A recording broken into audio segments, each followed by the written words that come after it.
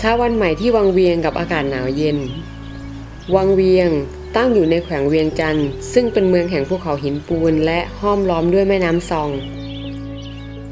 ที่นี่จึงเป็นเมืองที่เต็มไปด้วยธรรมชาติเรามองผ่านหน้าต่างห้องเห็นบอลลูนที่ลอยทั่วฟ้าวังเวียง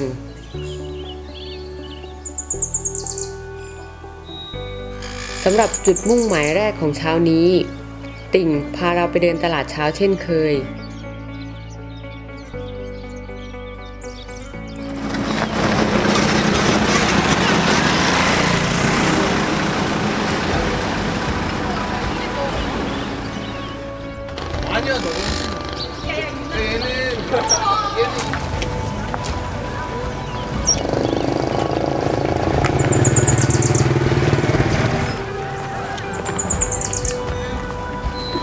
ผู้คนในตลาดต่างจอแจเหมือนบ้านเราพ่อค้าแม่ค้าเต็มไปด้วยรอยยิ้มตลาดสดตอนเช้าถือเป็นไฮไลท์ที่สำคัญของวังเวียงแต่นักท่องเที่ยวหลายๆคนจะพลาดจุดนี้ไปในตลาดนอกจากจะมีผักที่คุ้นเคยแล้วยังมีผักหน้าตาแปลกๆและของป่าแปลกๆที่เราไม่คิดว่าจะมีขาย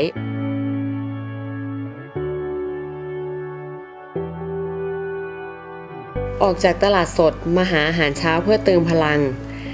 และเดินทะลุเข้าไปในส่วนในสุดที่เป็นส่วนของอาหารเช้าอาหารที่นี่ส่วนใหญ่จะคล้ายคลึงกับอีสานบ้านเรา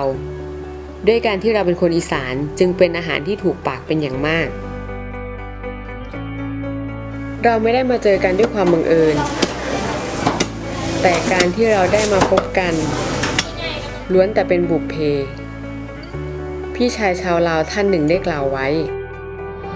และนี่คือจุดเริ่มต้นของการได้มาเจอกันที่นี่เรามาเจอกันด้วยบุพเพเพียงเพราะต้องการที่จะกินอาหารเช้าจึงพาให้เรามาเจอพี่ทองจันทร์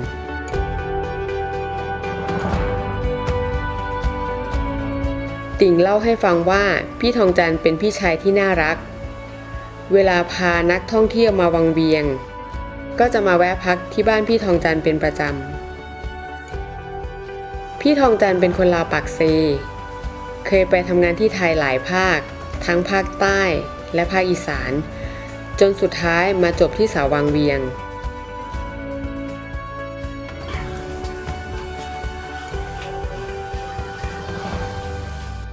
ว่าแล้วพี่ทองจันทร์และติ่งก็ลงมือทำก้อย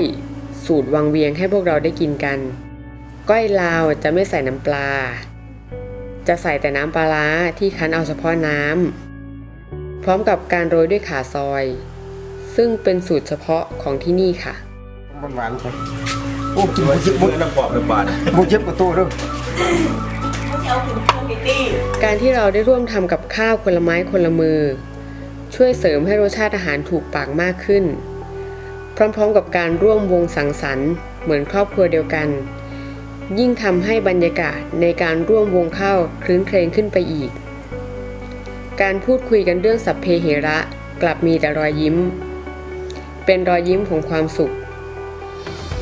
สิ่งที่ทำให้เราแปลกใจก็คือการมาที่ลาวไม่เหมือนกับการมาต่างประเทศที่นี่เหมือนบ้านพี่เมืองน้องที่เป็นครอบครัวเดียวกันอย่างแท้จริง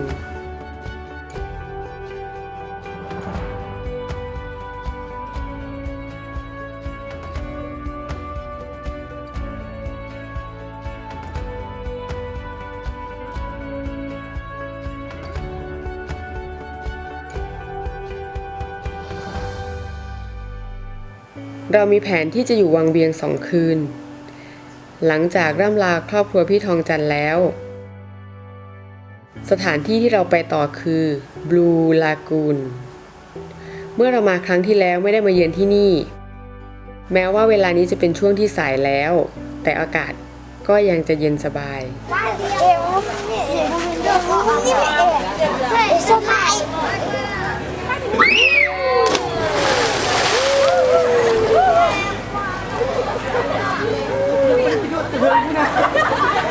บลูลากูนไม่พูดถึงไม่ได้เลยนะคะเพราะเป็นเหมือนพระเอกของงานที่ทุกคนที่มาวังเวียงต้องเห็นและเล่นน้ำสักครั้ง สระน้ำสวยใสสีฟ้าราวกับคริสตัลเป็นสระที่เกิดขึ้นเองตามธรรมชาติ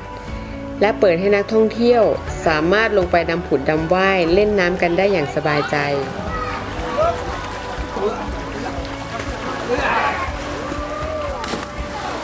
ไฮไลท์ของที่นี่ก็คือชิงช้าเชือกที่อยู่ด้านข้างของบลูลากูน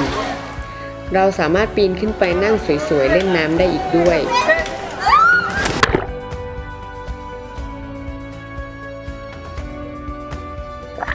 สำหรับตอนนี้วังเวียงมีบลูลากูนอยู่ทั้งหมด3แห่งที่นี่คือบลูลากูนที่1ถือว่าเป็นดั้งเดิมเลยก็ว่าได้เพราะเป็นธรรมชาติที่สุดส่วนที่อื่นๆจะเป็นเหมือนเขื่อนที่เขากั้นน้ำไว้มากกว่าคนลาวเรียกที่นี่ว่าถ้ำปูคำเราใช้เวลากับที่นี่นั่งจิบเบียร์ลาวดูหนุ่มๆสาวๆเกาหลีกระโดดเล่นน้ำกันอย่างเพลินตาเพราะอากาศที่วังเวียงถึงแม้จะเป็นช่วงต้นเดือนกุมภาก็ยังหนาวเย็นอยู่เลยค่ะมาบลูลากูนต้องมาให้สุดเราเดินทางต่อมาที่บลูลากูน2เมื่อเรามาถึงสิ่งแรกก็คือจัดหาเสบียงช่วงบ่ายที่นี่นักท่องเที่ยวจะไม่พลุกพล่านเหมือนบลูลากูน1บรรยากาศข้างนอกท่ามกลางแสงแดดร้อนๆตอนบ่ายแก่ๆค่อนข้างจะอบอ้าวแต่พอเดินเข้ามาด้านในจริงๆแล้วรู้สึกว่าบรรยากาศจะเย็นเยือกผิดกลับข้างนอกมากบลูลากูน2ดูจะเป็นที่พักผ่อนสบายๆมีร้านอาหารมีซุ้มนั่งทานข้าวพักผ่อนนอนอาบแดดนักท่องเที่ยวที่นี่ส่วนใหญ่จะเป็นฝรั่งมากกว่าชาวเอเชียค่ะ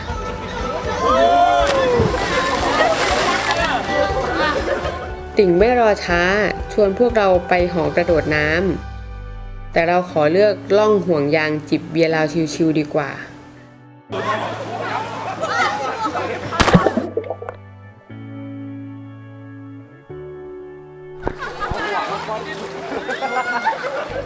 นี่ก็เป็นอีกทริปต่างประเทศที่ทำให้เรารู้สึกว่าพวกเราไม่ได้เที่ยวในต่างประเทศอาจจะด้วยภาษาและด้วยไกด์ติ่งซึ่งเป็นเหมือนเพื่อนเหมือนพี่น้องครอบครัวเดียวกัน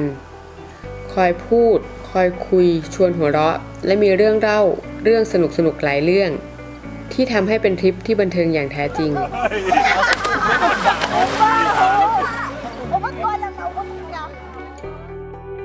ในบางช่วงของการเดินทางเราลองปล่อยชีวิตล่องไปกับแพยางมองดูธรรมชาติของขุนเขาอันนี้คงเป็นความชิลในสไตล์ที่เราเลือกเราใช้เวลาเสพความสุขกับบลูลากูน2จนเวลาล่วงเลยมาถึงตอนเย็นพระอาทิตย์ใกล้จะรับขอบฟ้าเราจึงเดินทางกลับโรงแรม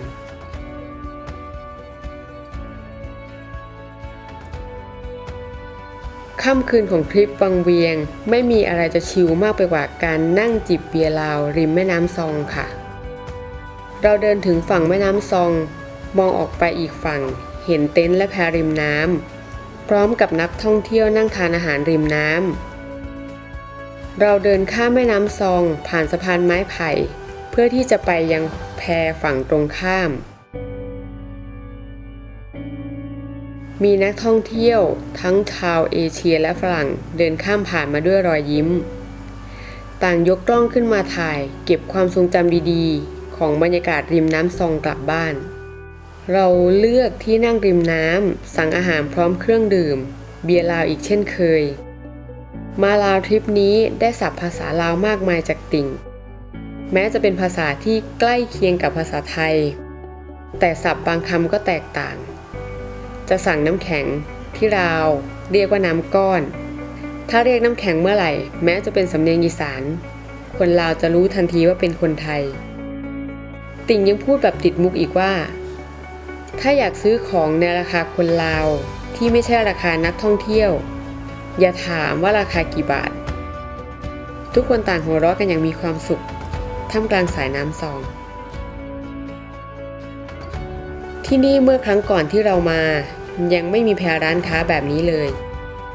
มาปัจจุบันมีทั้งแพร้านค้าร้านอาหารทำให้ยามค่ำคืนฝั่งแม่น้ำซองมีสีสันขึ้นมาทันทียิ่งดึก อากาศยิ่งหนาวแม้ยามค่ำคืนเรายังเห็นสายน้ำที่ใสยื่นเท้าลงน้ำรู้สึกได้ถึงความเย็นเฉียบพวกเราต่างคุยสัพเพเหระจนได้เวลาหลับไหล